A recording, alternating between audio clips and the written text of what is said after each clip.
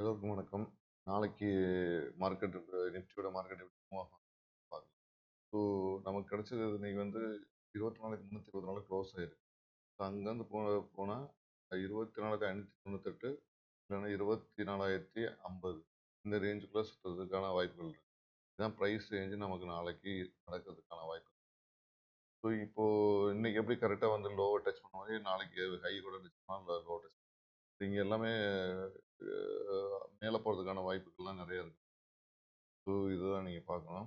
இப்போ நீங்கள் ஸ்ட்ரைக்ஸும் வாட்ச் பண்ணணும் பார்த்தீங்கன்னா 24,050லேருந்து 24,550 24,000 24,000 டு 24,550 இந்த ரேஞ்சுக்குள்ள இருக்க ஸ்ட்ரைக்ஸ் வாட்ச் பண்ணணும். இந்த ப்ரைஸ் எல்லாம் அதில் 137லேருந்து 277 இருக்கிற மாதிரியான ப்ரைஸஸையும் பாருங்கள். ஸோ ஆனால் என்ன நீங்கள் இதெல்லாம் நான் செபி ரிஜிஸ்டர் அட்வைசர் கிடையாது. நான் வந்து பேப்பர் ட்ரேடிங் தான். நீங்களும் பேப்பர் ட்ரேடிங் பண்ணி பாருங்கள். பேப்பர் ட்ரேடிங் தான் நல்லது.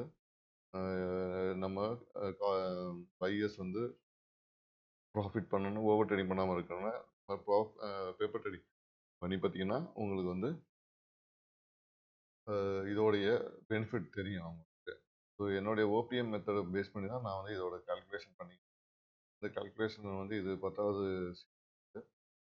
இதில் வந்து ஸ்ட்ரிக்ட் ஸ்டாப் லாஸாக 69 பாயிண்ட். ஸோ இந்த டார்கெட் வந்து 491லேருந்து 160 1654 பாயிண்ட் கூட கிடைக்கிறதுக்கான வாய்ப்பு இருக்கிற மாதிரி இதில் காட்டு. பட் இந்த ஓபிஎம் மெத்தட் நாளைக்கு எப்படி சக்ஸஸ் கொடுக்குது அப்படின்னு பார்க்கலாம்.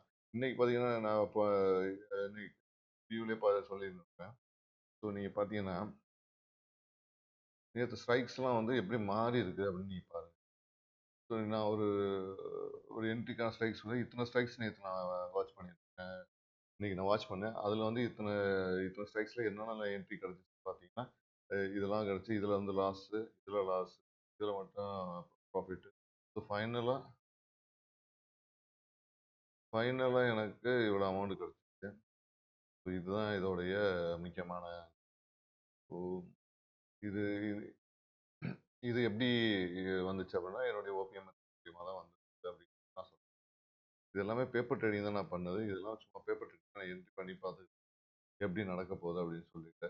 ஸோ இது மாதிரி நீங்களும் பண்ணி பாருங்கள். அப்போ தான் உங்களுக்கும் தெரியும் உங்களுடைய கால்குலேஷன் எப்படி போகுதுன்னு. நீங்கள் அதை பாருங்கள், பார்த்துட்டு சொல்லுங்கள். இந்த இந்த ஸ்ட்ரைக்ஸ்லாம் நீங்கள் வாட்ச் பண்ணுங்க. அப்போ தான் தெரியும் இந்த ப்ரைஸஸ்லாம் எப்படி மூவ் ஆகுதுன்னு உங்களுக்கு.